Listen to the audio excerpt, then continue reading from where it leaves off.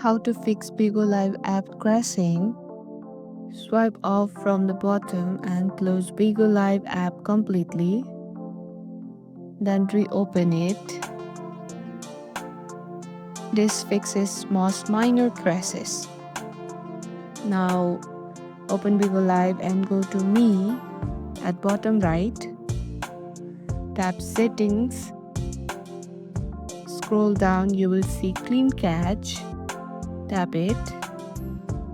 If the app crashes before that, skip to the next step. If not, tap Clean.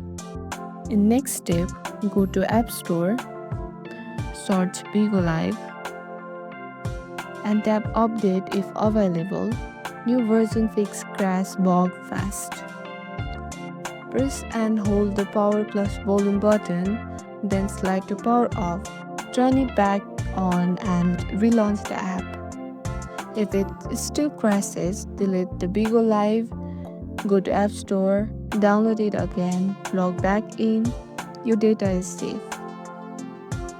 And that's it. Your Bigo Live app should now be running smoothly on your phone. Like and subscribe for more tips and tutorials. See you in the next one.